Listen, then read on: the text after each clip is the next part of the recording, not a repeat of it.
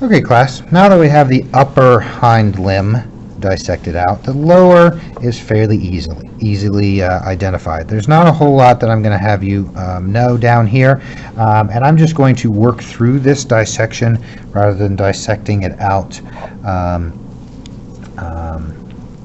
prior to making the video. So in the lower hind limb, we have a couple of muscles that you're going to need to know, and a structure as well.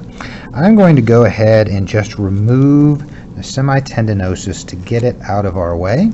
You wouldn't necessarily do this on your specimen, but just for example.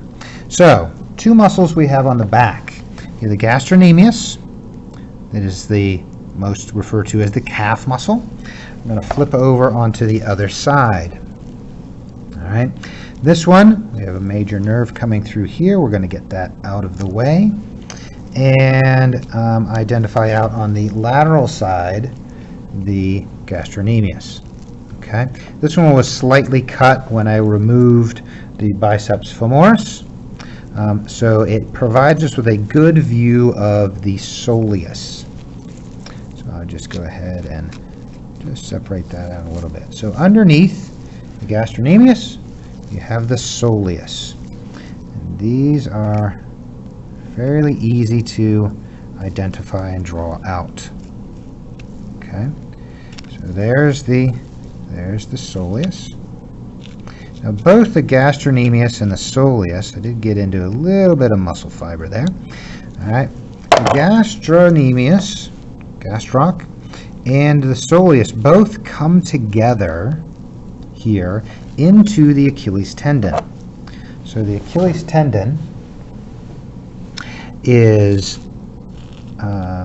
what attaches to the heel.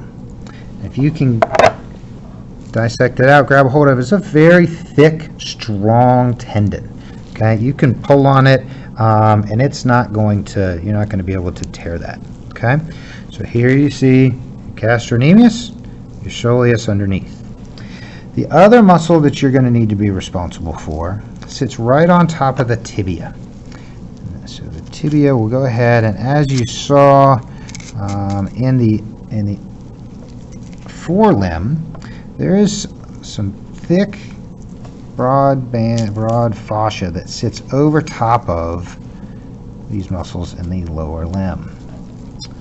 Okay, once we get those away, I get those cut and removed, there's a muscle that sits right on top of the tibia, and this is the tibialis anterior.